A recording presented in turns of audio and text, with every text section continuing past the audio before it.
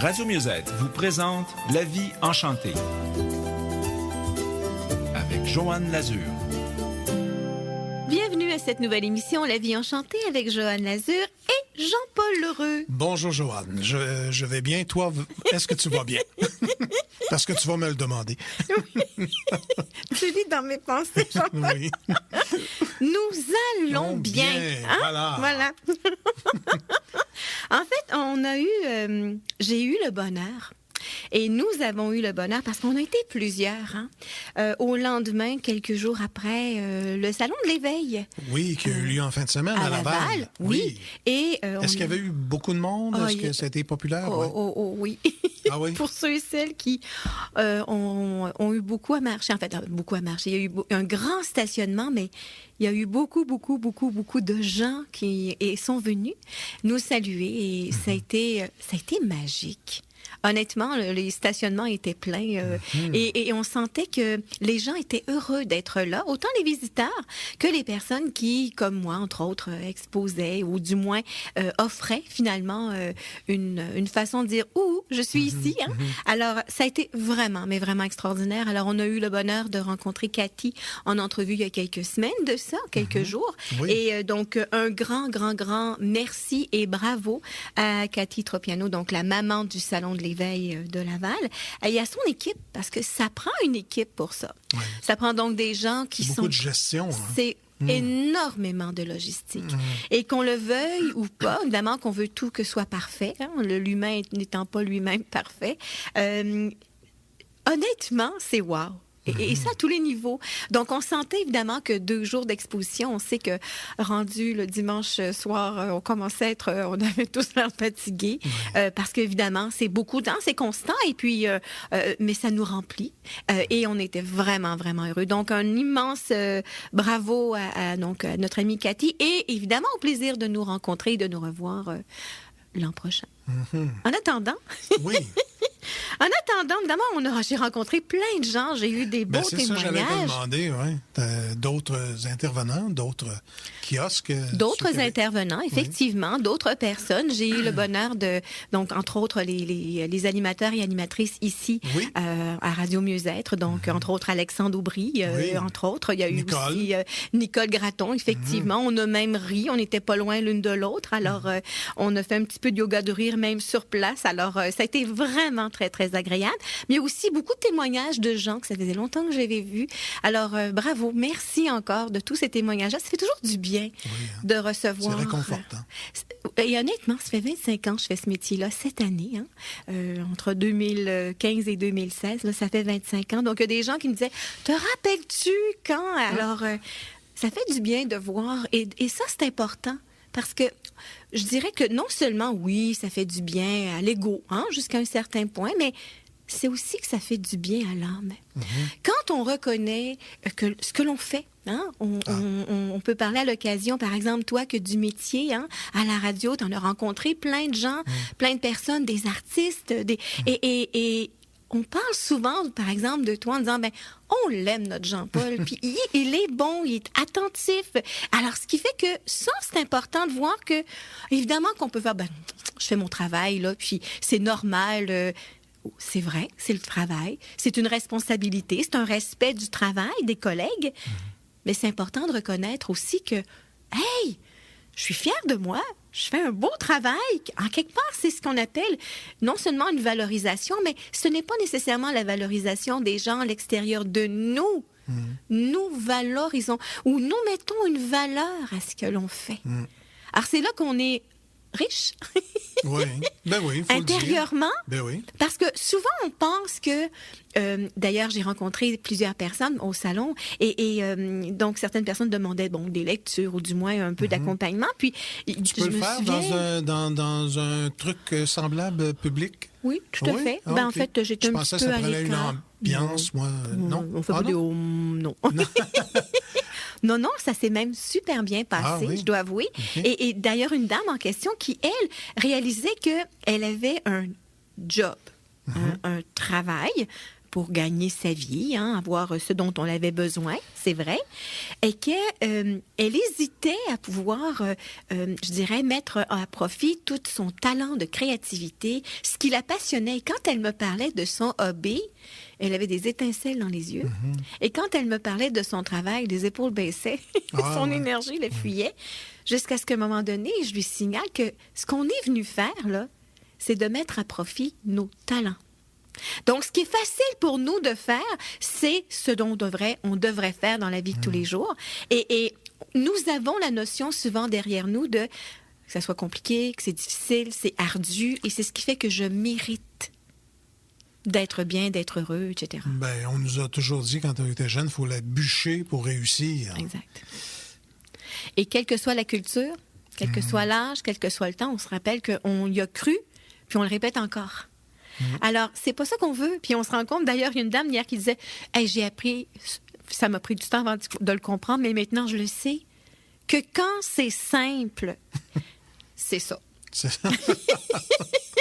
Puis que quand c'est compliqué, puis qu'avant, là, hey, je me levais les manches, puis je bûchais, là, puis j'ouvrais le chemin, puis regardez-moi bien aller, je vais l'avoir. Ouais. Je me rends compte que j'étais tellement hors champ. Et la vie m'amenait des obstacles, mais pas dans un but de me tester, dans un but de me dire « Ouh, t'es pas sur le bon chemin. C'est compliqué pour rien. Mais c'est pas ça qu'on a appris.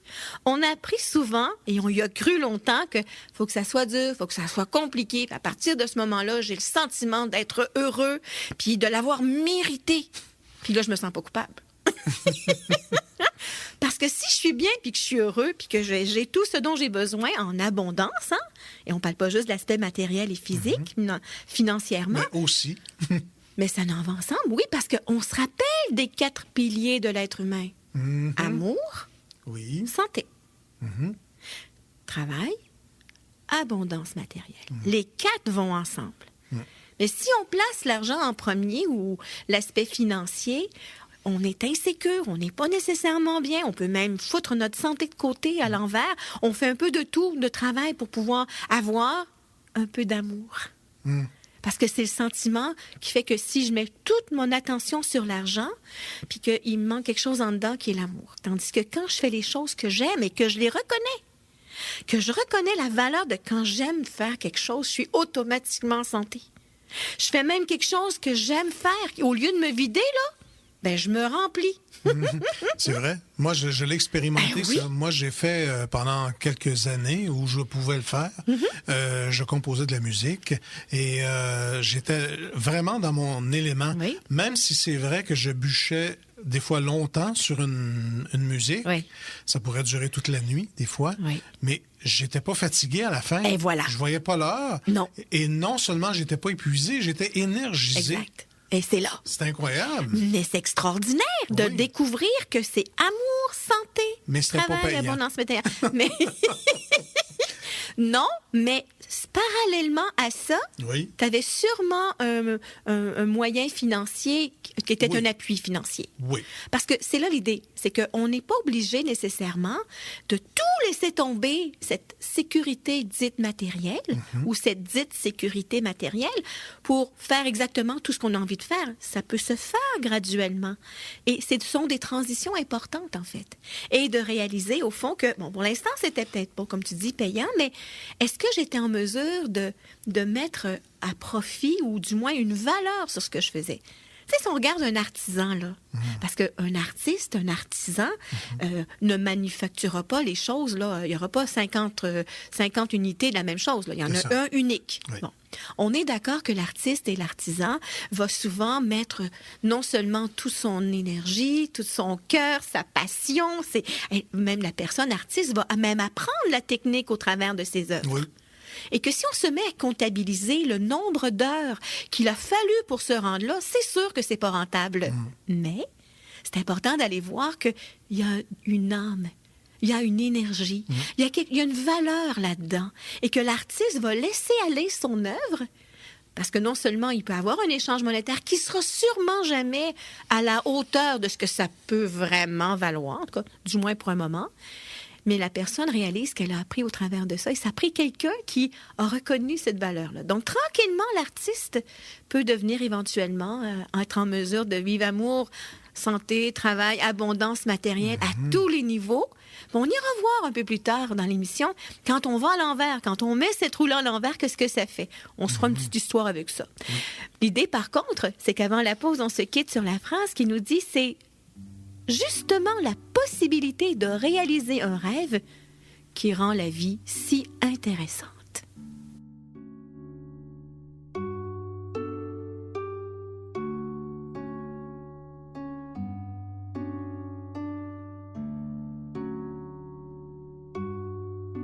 De retour à la vie enchantée à Radio Mieux-être. Alors, Jean-Paul, on a parlé de amour, santé, travail, abondance matérielle. L'importance de savoir également, c'est quoi qu'on veut dans la vie? Ah, ben ça, oui. Je veux, V-E-U-X. Oui. Puis il pourrait être aussi je veux, V-O-E-U-X, comme un souhait. A wish. A wish, exact. I wish upon a star. Alors, en fait, c'est en dessous de mon étoile, je fais un souhait. Hein? C'est ça que ça veut dire. Mais elle vient d'où, cette étoile-là? Ben, l'étoile, c'est notre esprit, notre Dieu, notre source. En fait, le but, c'est éventuellement de s'installer juste en dessous de notre étoile. C'est-à-dire, en fait, l'impression que on est en paix, que les choses se mettent dans une synchronicité naturelle. On pousse pas, on ne force pas, les choses se mettent en harmonie. Mais il y a une expression qui dit qu'est-ce que tu veux? Oui. Je sais pas si c'est Moi, j'ai souvent entendu ça dans ma famille.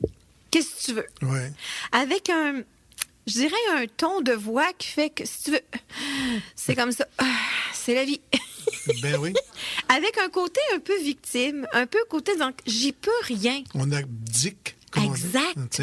On lance la serviette, on est victime là-dedans. Quand en réalité, et ça me faisait vraiment réagir. Moi, à chaque fois que j'entendais ça, qu'est-ce que tu veux?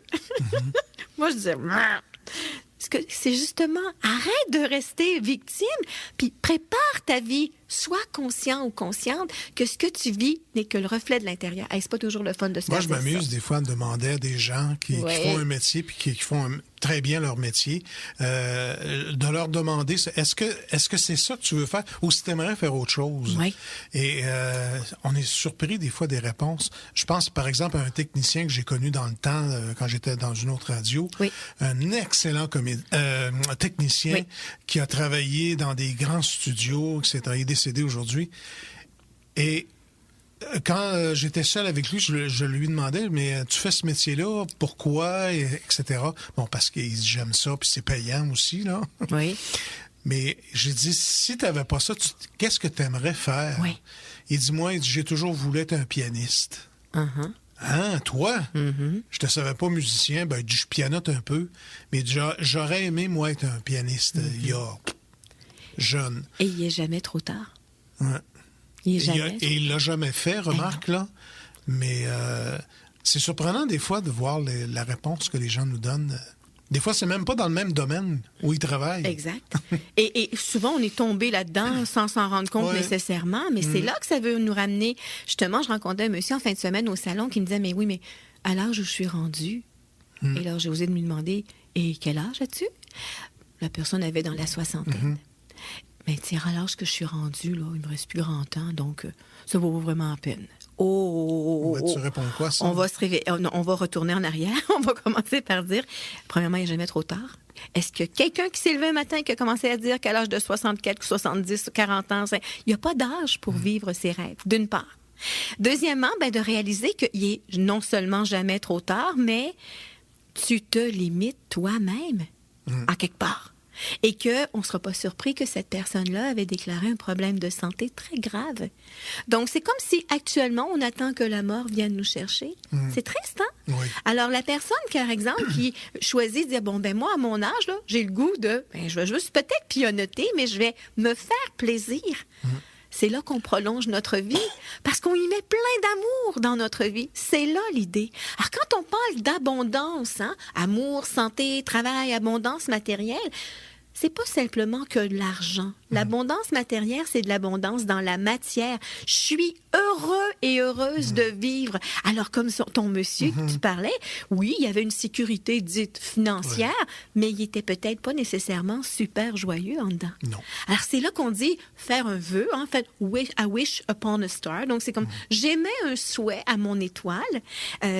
En fait, qu'est-ce que tu veux? Ça devient un petit peu victime, mais il y a une phrase que l'on dit souvent, si tu avais une baguette magique, qu'est-ce que tu créerais dans ta vie? Ben, c'est pas pour rien qu'on met une étoile au bout de la baguette magique. C'est comme exactement si c'était le prolongement de cette étoile-là qui est en fait au-dessus de toi, là. Et qu'est-ce que moi j'ai envie de créer en quelque part? Alors toi, tu as une baguette magique qui est un crayon magique. Oui. J'ai eu un cadeau ce matin extraordinaire. Un crayon avec une lumière au bout. Oui. Pour écrire la nuit. Je trouve ça génial. Oui. Alors, c'est le temps de créer nos rêves. Et pas juste les rêves qu'on fait là, quand on dort. À quoi je rêve, moi? Oui. Alors, c'est là qu'on pourrait se poser la question. Puis, en quelque part, beaucoup de gens diraient, mais bon, si moi, là, qu'est-ce que j'aurais le plus besoin pour être heureux? La majorité des gens vont dire de l'argent. Parce que c'est vrai, hein? On en a tous besoin, on est dans la matière, là, et on peut pas dire, ben écoute, je prends ça en échange, puis je vais signer non Dieu sur le chèque, puis ça va passer, là. Bon, on s'entend, là. On a besoin d'argent dans la matière, c'est vrai. Mais on pourrait aller plus loin là-dedans en disant, mais qu'est-ce que l'argent m'amènerait? La sécurité. Sécurité. Dans ton cas, quelqu'un pourrait dire, ce serait la liberté. Je sentirais que je me sens libre, que je peux me payer ce que j'ai envie, sans nécessairement faire de folie. Puis peut-être que j'aurais le goût de faire une folie. Et c'est là que ça m'amène à voir que c'est quoi une folie pour moi? Ah oui. C'est là. C'est quoi la richesse et les trésors pour une personne? Et ça m'amène donc à voir d'une part que la baguette magique, là, elle a une étoile au bout. Donc c'est comme si ma pensée, ma parole, en lien avec mon cœur, hein, c'est tout en ligne droite, ça, là, devient en quelque part, ma main devient le prolongement de tout ça. Alors, si j'avais une baguette magique dans ma main droite, ben en fait, j'aurais une image dans mon troisième œil, mon écran intérieur. Puis je pourrais faire « Oh oui, c'est ça que je veux ». Verbaliser. V-O-E-U-X, hein? Oui, voilà, le verbaliser. Puis également, le sentir en dedans, là, au niveau de mon cœur, que « Oh, ça fait tellement de joie ». Et on place cette intention-là dans la baguette magique. Ça peut avoir l'air enfantin, là, mais au fond, c'est ça l'idée de pouvoir mettre la pensée, la parole et le geste. Et quelqu'un pourrait dire, bon, voyons donc, voir si ça peut arriver. Nos rêves, rappelons-nous, sont faits pour être réalisés.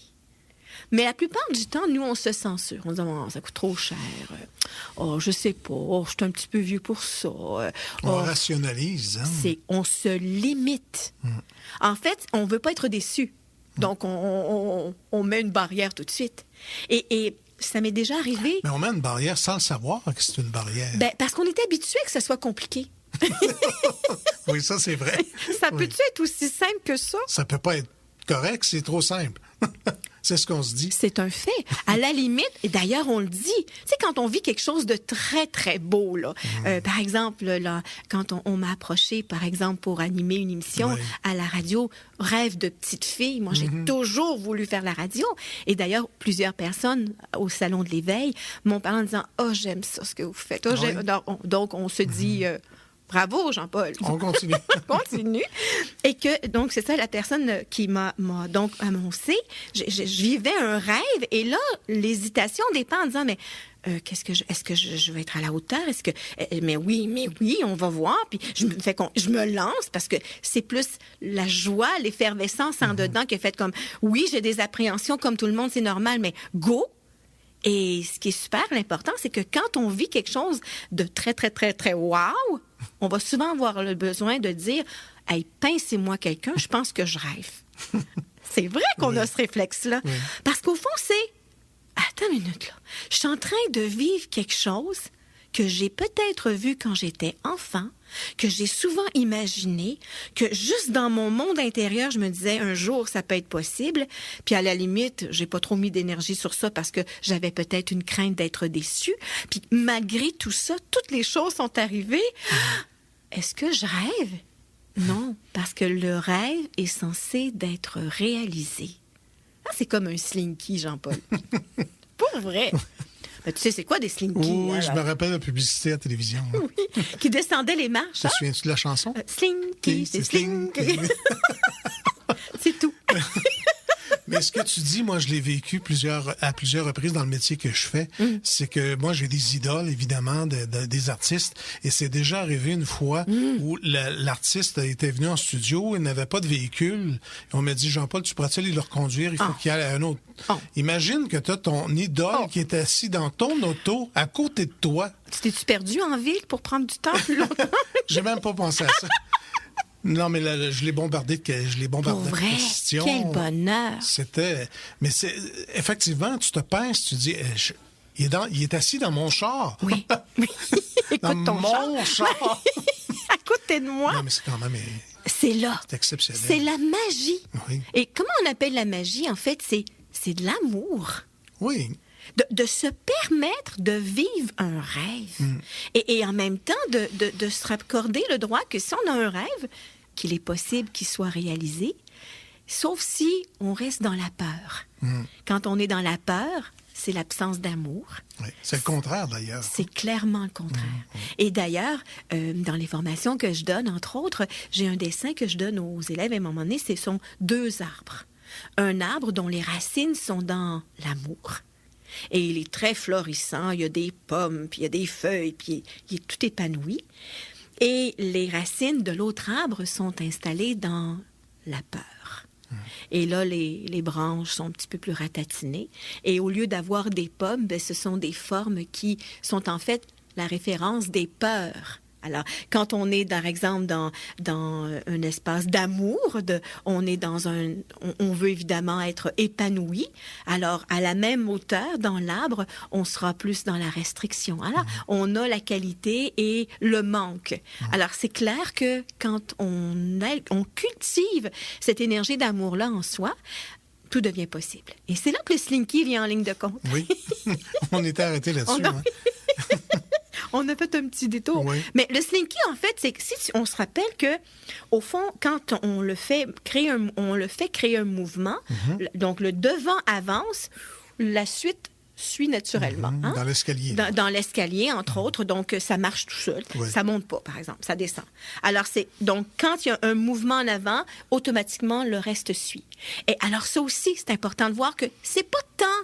Par exemple, manifester un gain à la loterie, par exemple, ou un héritage démesuré ou une grosse somme d'argent, c'est pas tant ça que qu'est-ce que ça m'apporterait? La liberté, le réconfort, le confort, en quelque part. Et à partir du moment où on se permet de dire, mais j'aimerais ça, moi. J'aimerais vivre cette liberté-là. Donc, c'est comme si on envoyait une image, le devant du slinky, et le reste va suivre, dans le sens qu'on va se mettre à vibrer l'état d'être, l'état d'âme, et non pas le moyen, et non pas la façon que ça va arriver.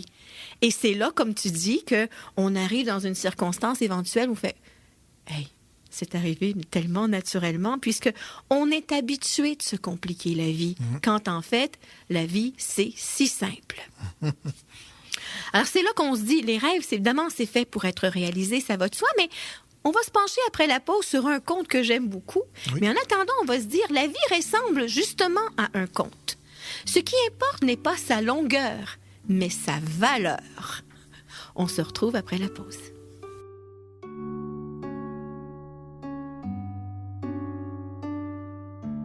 De retour à la vie enchantée, Jean-Paul, on a parlé d'un conte. Oui, pas de Michel Comte, là. Ah, mon Michel Comte. Quel merveilleux auteur. Ah, c'était mon ami. Ah oui? Oui. Ah, OK. Michel, c'était mon ami. Il a écrit tellement de belles chansons. Dont la chanson Évangéline. Oui. C'est-tu émouvant, cette chanson-là? C'est une des plus belles chansons. Ah, c'est... Oui. Tu sais qu'il avait écrit cette chanson-là et ça devait être Richard Huet qui la chante. Ah, non, ça, je ne savais pas. Ben, c'est M. Huet qui me l'a conté, moi, parce qu'ils étaient des amis, je pense. Oui. Il dit, et Richard Huet a dit, il a chanté les 2 premières phrases, si tu veux, de la chanson, et il a arrêté tout de suite et dit, excuse-moi, je suis incapable de chanter cette chanson-là. Et Michel aurait répondu, ben voyons, t'as la voix, regarde, je te vois là-dedans, là. Non, il dit, c'est trop émouvant. Il dit, je vais me mettre à pleurer. Il dit, serais incapable de chanter cette chanson-là en public. Oui. C'est un fait. En fait, c'est extraordinaire. Ça nous touche personnellement. On peut l'interpréter de différentes façons. C'est aussi l'union de l'homme et de la femme et qu'au fond, l'âme n'oublie jamais. On se retrouve toujours, même après différentes épreuves. Alors, et moi, j'adore le peuple acadien. Oh, que j'ai un coup de cœur pour ces gens-là. Alors, comme c'était mon ami, puisque c'est vrai, c'était vraiment... Tu l'as côtoyé. Je l'ai côtoyé. On a travaillé ensemble. On s'est aidés l'un et l'autre également. Michel Comte, donc Melky, a été un peu comme mon papa spirituel. Okay. Alors, il nous a quittés il y a quelques années de ça. Ma mémoire, c'était en 2008. Et à partir de ça, l'année suivante, on a fait le tour du Nouveau-Brunswick et on s'est installé à Shippagan. Il a écrit. Exactement. Alors, c'est un peu comme un petit pèlerinage qu'on faisait, un petit coucou pour notre ami Melky. Alors non, quand on parle du conte, Michel Comte, mais dans ce cas-ci, c'est un conte. J'aime bien qu'on en parle, parce qu'on n'en parle plus. Il y a plus personne. On n'entend plus parler de lui, son œuvre et tout ça. Alors, moi, j'ai beaucoup aimé ça. D'ailleurs, ce qu'il a fait. Ben, ce qu'il a fait, d'une part, c'est un beau petit coucou, donc on te salue, Melky d'amour.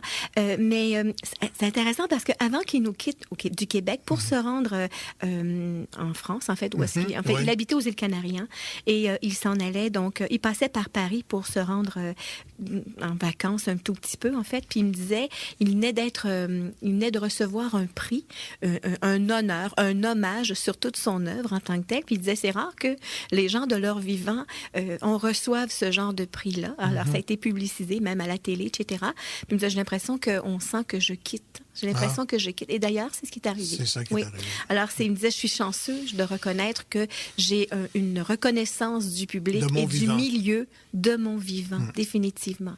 Alors, voilà. Alors, quand on parle du conte... Oui. Parce que moi, je suis une conteuse. Oui. J'aime ça, les contes. Puis t'es bonne là-dedans. Mais j'aime ça, définitivement. J'ai raconté plusieurs histoires que j'ai enregistrées, d'ailleurs, pour les enfants. Et j'aime beaucoup travailler aussi avec le tarot de l'enfant intérieur, qui est en fait un tarot de 78 lames, mais qui est basé principalement sur les contes et les histoires pour enfants. Alors, c'est là qu'aujourd'hui, quand on a parlé tantôt de l'aspect de la chanson évangéline, oui, donc l'union de l'homme et de la femme, mais c'est aussi le fait que, à des moments, on a envie de suivre et de poursuivre notre chemin. Qu'on a beau, par exemple, se faire dire, par exemple, comme moi dans mon cas, quand je disais qu'un jour, j'allais faire de la radio, que j'allais avoir, entre autres, une maison avec une piscine intérieure. Souvent, les gens disaient, mais moi, on doit bien d'imagination, cet enfant-là. Mais au fond, je le savais en quelque part à l'intérieur de moi. Là, j'ai choisi de ne pas vraiment entendre et écouter peut-être certains commentaires ou du moins ou certaines peurs ou craintes, parce que ça arrive souvent, ça. Quand vous avez un nouveau projet, quand on a quelque chose qu'on a envie de vivre et qu'on le présente à certaines personnes, vous remarquerez que souvent, par amour, là, mais on va souvent dire, tu y penses? Penses-tu vraiment que ça va fonctionner? Moi, si j'étais toi, là, je ferais attention, Alors, faites attention, là. Ne parlez pas à tout le monde de vos projets, d'une part. Puis deuxièmement, le but, c'est de ne pas poursuivre nécessairement ce que maman ou la lignée de maman a fait et papa ou la lignée de papa et suivre son chemin. Et il y a un conte qui représente bien ça, et c'est Boucle d'or. Okay. Le conte Boucle d'or. Je ne connais pas. Il y a comme des points d'interrogation dans tes autour de moi. C'est Boucle d'or, 3 petits points, et les 3 ours. Là, ça veut dire quelque chose. Ben oui. Tu t'en rappelles? Mais non. Non, c'est pas ça. Non. Mais c'était dans Pépino et Capucine. Mais c'était un ours. C'était le seul que je me rappelle, d'ailleurs. Alors, Boucle d'or et les 3 ours, Jean-Paul, c'est un conte. On dit qu'il est d'origine... en fait, on ne sait pas trop exactement. C'est une histoire folklorique anonyme, mais qu'on dit d'origine écossaise. Oui. Moi, j'adore l'Écosse. Et comme l'une des créations également de la collection des frères Grimm, parce qu'on sait que les frères Grimm ont transmis beaucoup, plusieurs contes. Alors, si on regarde ça, Boucle d'or, là, vraiment, on l'appelle Boucle d'or parce qu'elle a les cheveux dorés. Elle se démarque. Parce que c'est pas tout le monde qui a les cheveux et roux et blonds, naturellement, là. Ouais. La majorité, c'est brun ou noir. Alors, déjà, elle se démarque. Et le Boucle d'or, donc, c'est le doré, toute la lumière énergétique à l'intérieur, toute cette passion, ce soleil, ce feu. Maintenant, Boucle d'or, là, elle fait une fugue.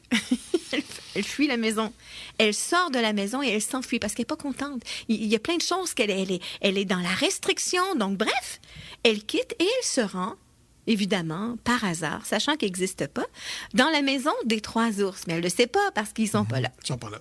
Alors, elle rentre dans la maison, donc elle découvre qu'il y a un grand lit. Hein? Et elle vient pour s'asseoir ou se coucher sur le grand lit. Elle n'arrive pas dans la cuisine d'abord? Bon, ou... on va dire qu'elle va se coucher en premier. Ah, OK. Non, mais tu as raison. Je me rappelle des bols de gruau. C'est vrai, tu as raison. Ça peut être le porridge. En fait, on parlait du porridge ou le gruau ou la soupe, mais on ira se coucher tantôt. OK. Mais tu as raison dans le sens qu'il y a donc le gros bol de papa ours, évidemment, où le gruau ou la soupe est beaucoup trop chaude. Gruau, moi, dans mon temps. C'était le matin, peut-être. Oui, c'est ça, oui. Et qu'évidemment que le gruau de maman est aussi chaud, mais le gruau du petit ourson est juste assez. Et au moment où elle s'assoit, par exemple, sur la chaise du papa, elle est évidemment trop grosse, celle de maman aussi. Celle du petit, elle est juste petite, oui. Puis même qu'elle est peut-être un peu juste, donc on dit que dans certains contes qu'elle l'a même brisée. Bon, ça c'est un détail. Elle finit par aller se coucher, là. Après, ben oui. Au moment donc elle arrive dans le lit où est-ce que du papa semble être beaucoup trop grand, celui de maman aussi, mais celui du petit ourson est juste parce que assez. papa et maman ne couchaient pas dans le même lit. Là, ça je le sais pas, là. Commence pas, Jean-Paul. OK. Ben, c'est des ours. Hein. C'est ça. Ils dorment tous dans la même chambre. Voilà. Ah oui, en plus. On va dire ça comme ça. On parle des histoires, là. Okay. Donc, ceci dit, quand notre ami Boucle d'Or, après avoir mangé, évidemment, tout le gruau du bébé ourson, finalement, elle s'est assise également et elle a probablement fait d'autres choses aussi. On ne le sait pas. Elle s'est peut-être amusée. On ne le sait pas. Mais finalement, elle s'est ramassée donc, dans le lit. Elle s'est endormie. Et quand les ours arrivent, donc évidemment, découvrent qu'il y a quelqu'un qui s'est passé, tu remarqueras qu'il n'y a pas vraiment de finale. Il n'y a pas de méchanceté dans ce conte-là. On découvre que, les oursons ou les ours sont devant Boucle d'Or. Boucle d'Or se réveille. Puis finalement, on dit même que dans certaines versions, que les oursons ou les ours, en fait, sont allés reconduire Boucle d'Or au chemin pour se rendre éventuellement à la maison chez elle. On dit de certaines de ce conte-là que l'interprétation de l'histoire peut différer, évidemment, également d'une version à l'autre, mais on peut résumer que l'idée de l'intimité des autres devrait toujours être respectée. Ça, c'est une façon de voir le conte. Et moi, j'amènerais le fait que, à un moment donné dans notre vie, ce qui appartient à papa ne nous convient plus. Ah, OK. Ce que maman, peut-être, quelquefois, a vécu ou qui lui appartient, ne nous convient plus non plus. Mais ce qui est en lien avec notre enfant intérieur, notre âme... Qui est toujours là. Qui est toujours présent. Et cette âme-là, évidemment, elle est à la hauteur de notre cœur. Donc, à un moment donné dans notre vie, il est possible que l'on fuit ou que l'on ne veuille pas nécessairement reconduire les façons de penser, d'agir de nos parents, qu'on choisisse de suivre notre voie et que quand on est à l'écoute de ce que ça nous dit intérieurement, de nos propres rêves, on est bien, on est heureux et on s'est accompli. Et il n'y a pas d'âge pour ça. Et ça aussi, c'est important. Parce que, en fait, là, quand on parle de notre âme, on parle de la joie. Et il y a des gens qui sont heureux, quel que soit leur âge. Je ne sais pas si tu te rappelles, Jean-Paul, quand on était enfant, puis on fait ça encore, là, je pense. Je pense. Tu sais, les piscines hors terre, là, qui sont la plupart du temps rondes. Mais non, notre temps, on faisait ça. J'imagine que les jeunes le font aussi. On faisait du courant. Ah, oui. On se mettait à nager ou encore à marcher, le pied dans la piscine, puis on s'en allait tous du côté. Hein? Et puis à un moment m'avait dit que c'était dangereux, moi, que la piscine s'ouvre. Ah oui, pour vrai? Parce que la pression que ça donnait, c'est jamais arrivé. Je sais pas, mais on avait tellement de plaisir à faire ça. Ben oui. Et surtout qu'à un moment donné, le courant était tellement fort, là. Il nous emporte. Oui, on levait les pieds, là, on se laissait aller là-dedans. Oui. Alors imaginons que plusieurs d'entre nous, les auditeurs ou les auditrices, vont se reconnaître. En tout cas, moi, on se reconnaît là-dedans, on sait que dans nos familles, frères, sœurs, il y en a toujours un qui est à part. Oui. Puis souvent, c'est nous. Puis on se le fait dire, hein? Je sais pas d'où tu viens, toi, mais tu viens pas de la même famille que nous. Et souvent, on se sent comme un vilain petit canard, hein, quand en fait, on sait que, ben oui, on sait qu'on est différent, puis on le sera toujours. Mais au fond, c'est comme si, dans chacune des familles, il y a personne comme ça, originale, marginale, différente, qui est comme parachutée dans ces familles-là, dans un but de montrer qu'il est possible. D'être différent. Oui, mais ça fait longtemps que le courant, là, il n'est pas du bon côté. On a mis argent, travail, santé, amour, on se vide, plutôt que de se remplir et d'aller dans le bon sens du courant de la vie. Alors, c'est comme si on avait tous la mission de dire, OK, là, ça fait des années ou des générations que le courant ne se fait pas du bon côté et qu'on doit ramener le courant dans l'autre sens. Alors, imaginons qu'on est en plein milieu de cette piscine hors terre, que le courant il est de l'autre côté, puis on essaie de dire aux autres, non, c'est passé de l'autre côté pour que ça aille. Alors, c'est vrai qu'à des moments, on peut sentir qu'on est tout seul, qu'on va même à contre-courant, qu'on n'y arrivera jamais, jusqu'à ce qu'à un moment donné, on puisse commencer peut-être à dire, écoutez-moi, on pourrait peut-être juste essayer que quand les choses sont faites dans l'harmonie et qu'elles sont dans l'ordre, tout finit toujours par bien se placer. Alors, c'est là que plusieurs d'entre nous réalisent que ça a peut-être été ardu dans les années précédentes, qu'on a souvent senti qu'on n'était pas nécessairement apprécié, on reconnaissait peut-être pas notre valeur, mais ce temps-là qu'on était dans le milieu de la piscine pour essayer de ramener le mouvement, ça nous a donné des forces.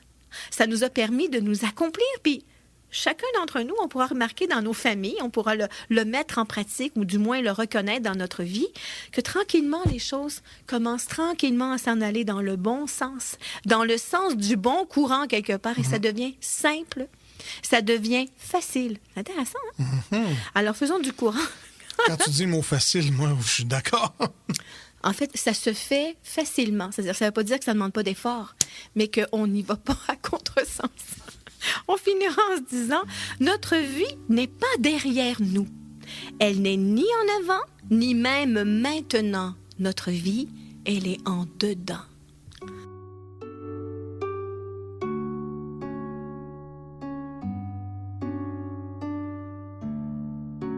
De retour à la vie enchantée, donc, Jean-Paul, oui. On a parlé donc du conte Boucle d'or. Oui. On a parlé de faire les choses différemment, d'assumer que nous avons une force à l'intérieur de nous.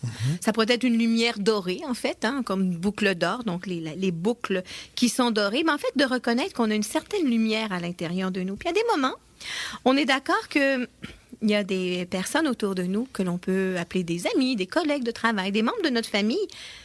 Juste à y penser, on est fatigué. Oui. Juste à penser que ces gens-là viennent à la maison ou bien qu'ils vont nous appeler. Et déjà, on est fatigué. On peut avoir l'impression de dire, bon, OK, là, je suis en forme parce qu'on a l'impression que ces gens-là, et avec raison quelquefois, nous soutirent de l'énergie. Oui. Hein? C'est pas méchant. C'est pas nécessairement méchamment. C'est souvent inconscient. Mais c'est important de voir qu'est-ce qu'on peut faire avec ça, oui. D'une part. Qu'est-ce qu'on fait avec ça? C'est important de voir on leur dit ou...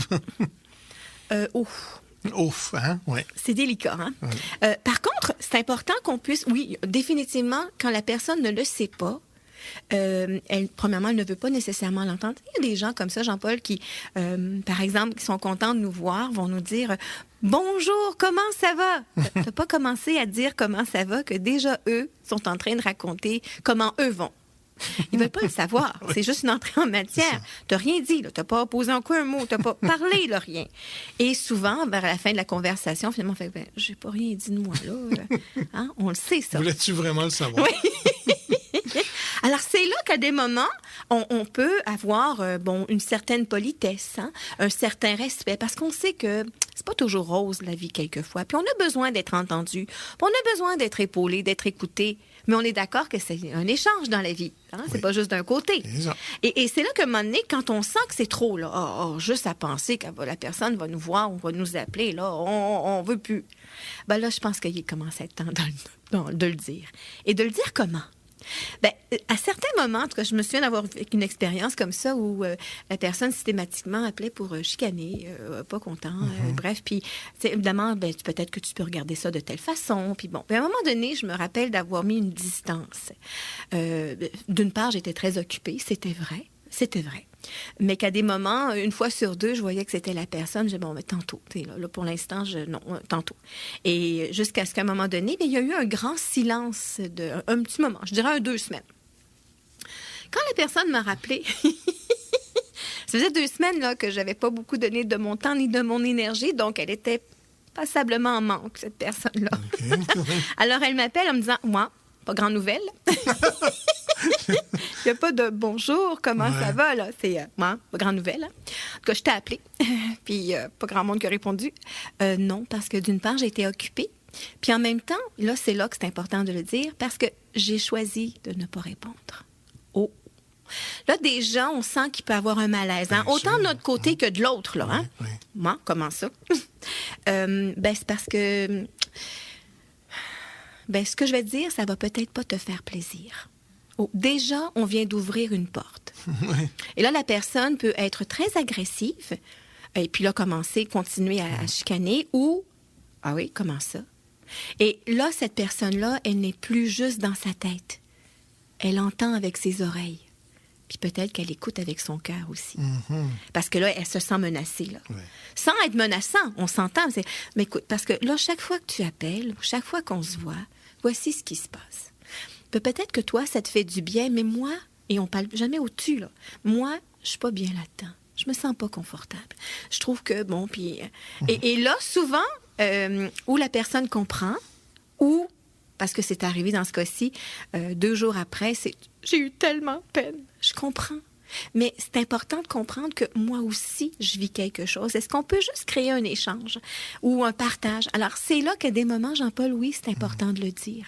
Parce que la personne, quelques jours après, là, on parle d'une semaine, là, le temps de décanter, le temps de libérer l'émotion, m'a rappelé pour me dire, j'aimerais ça qu'on se rencontre et qu'on se parle.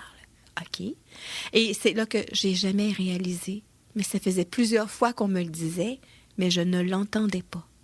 Parce que ça arrive souvent, ça, hein? On parle, oui, mais on entend et on n'écoute pas. Alors, c'est dans ce sens-là que, oui, ça peut être bon de le dire. Mais au moment où on parle à une personne comme ça, qu'est-ce qu'on peut faire? Bien, je ne sais pas si tu te rappelles, quand on va magasiner quelquefois, là, quand on rentre au magasin, surtout dans les centres d'achat, on rentre, on est en forme, on sort de là, on est à moitié mort. Est-ce que ça t'arrive, ça? Surtout avec notre conjointe. Comment ça? Parce qu'elle magasine longtemps? Beaucoup. Jean-Paul? Pour répondre à ta question, oui. Souvent, on est fatigué. Par exemple, quand on prend les transports en commun, par exemple, ou quand on a parti une journée complète au travail, prenons donc l'habitude que quand on arrive à la maison, d'enlever les vêtements que nous portions. On fait pas ça souvent. Hein? Avant, je dirais que dans le temps, là, on avait un vêtement pour le dimanche, puis un vêtement pour la semaine pour le travail, puis un vêtement ou un par-dessus ou un sur-dessus, hein? Un vêtement qu'on mettait par-dessus nos vêtements pour pas trop les salir. Là, mais, évidemment, dans notre ère moderne, on a un peu plus de vêtements, mais on les change pas systématiquement. Moi, ça m'impressionnait quand j'étais enfant et que j'écoutais Papa a raison. Quand il arrivait de travail, il enlevait je sais pas quel métier il faisait. Il était avocat, je pense, je sais pas trop. Il enlevait son veston. Il le mettait sur un support, puis il mettait un autre veston pour la maison. Ah! Un autre. Je me demandais pourquoi il faisait ça. C'était l'ancien veston des années précédentes. Il était moins beau, celui-là. Probablement. Mais c'est important de changer de vêtements quand on arrive à la maison. D'une part, parce que, bon, on a une certaine énergie à accumuler dans ces vêtements-là, mais on pourrait prendre, parce que quand on est fatigué et qu'on a juste le goût de s'écraser, c'est ce qui arrive souvent, avant de vous écraser, là, allez enlever les vêtements, allez dans la douche, pas parce que vous sentez mauvais, mais enlevez donc ces énergies-là autour de votre champ d'énergie et vous allez vous rendre compte que non seulement vous êtes frais et disposé parce que vous êtes plus propre, mais ces énergies qui étaient lourdes sont dégagées. En passant, l'eau, hein, au niveau de l'énergie, j'ai entendu dire, moi en tout cas, que ça libérait des énergies... Le feu et l'eau.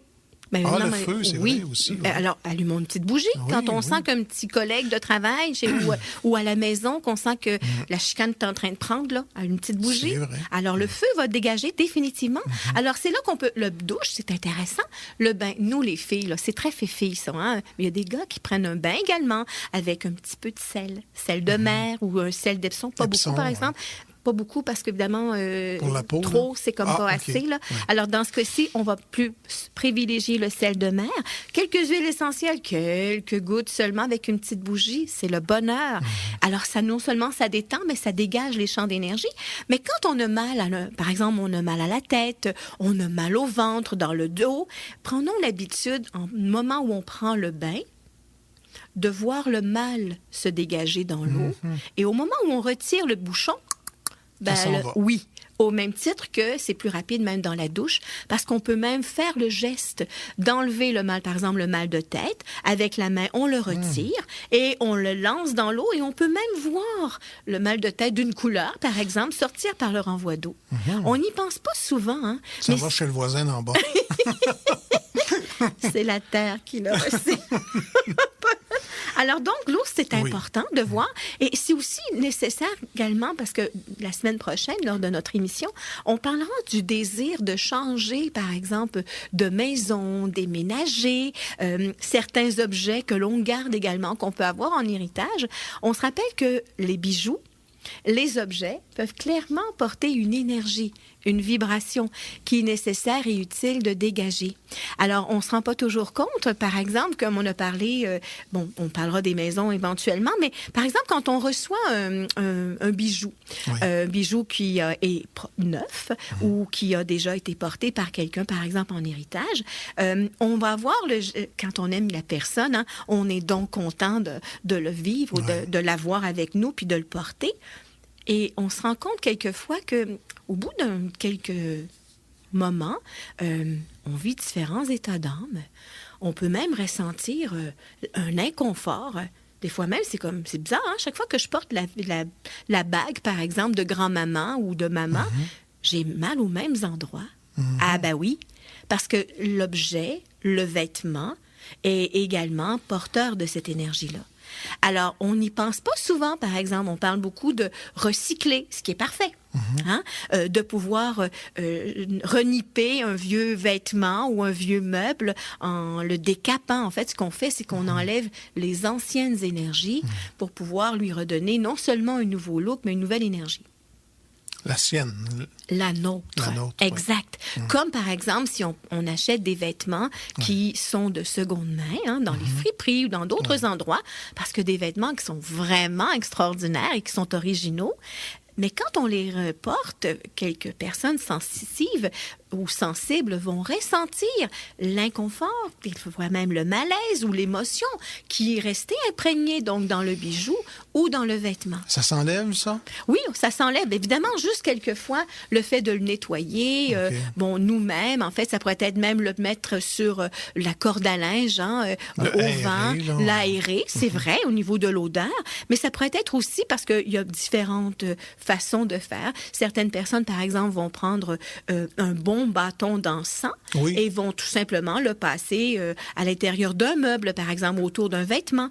Au niveau des pierres, hein, on le sait, quand on reçoit un cadeau, qu'on s'achète des bijoux en pierre ou même des pierres, souvent, on dit, ça serait intéressant que vous les nettoyiez, oui. Aussi. Alors, profitons donc, de certaines personnes vont dire, moi, les bijoux, je les place directement dans du sel de mer. C'est très violent jusqu'à un certain point. Alors, on pourrait juste peut-être prendre de l'eau de source ou un peu d'eau de mer, ou un peu d'eau de source dans laquelle on met un peu de sel marin. On peut laisser, si on veut, macérer le tout, mais on peut également se servir des éléments. Alors, profitons de la pleine lune. De placer, par exemple, certains bijoux ou encore certaines pierres. Ça peut être directement dehors, en dessous du rayon de lumière, donc de la pleine lune. En fait, c'est là. On est dedans en février de cette pleine lune-là. Donc, on peut les mettre dehors, ces bijoux-là. On peut les mettre en dedans, sous le rayon de la lune, mais au soleil aussi. Dans la neige, pourquoi pas? Bon, pas où est-ce qu'il y aura une tempête de neige. On attendra au printemps pour les découvrir, mais... Ou un endroit que la souffleuse va passer. Oh mon Dieu! Ça fait des fragments de pierre. Donc, on peut se servir, et c'est important d'être à l'écoute, qu'il y a certains objets, d'emblée, on a le goût de les prendre dans nos bras, dans nos mains, même certaines personnes, par exemple, qui sont décédées, on veut garder un vêtement, un souvenir, parce que quand on s'ennuie d'eux, leur présence nous manque, oui, et c'est parfait, on a le droit à ça. Puis il y a un temps où, tranquillement, on peut aussi apprendre à faire un petit peu de détachement. S'en départir, oui. S'en départir, définitivement. Alors, quand on parle donc des objets, des bijoux, des vêtements, donc prendre le temps de les dégager. Certaines personnes, d'ailleurs, qui travaillent en énergie, avec leurs mains, on pourrait tout simplement placer une énergie donc bien précise dans le vêtement, dans le bijou, pour le charger et, comme tu as si bien dit, dégager les énergies anciennes pour y placer notre énergie. La nôtre. Exact.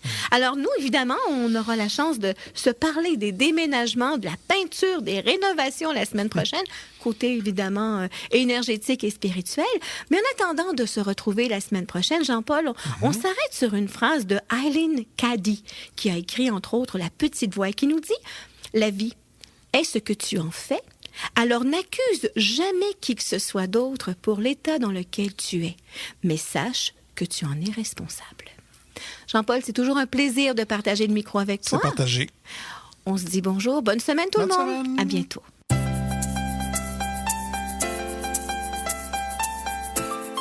Cette émission est une production de Radio Mieux-être.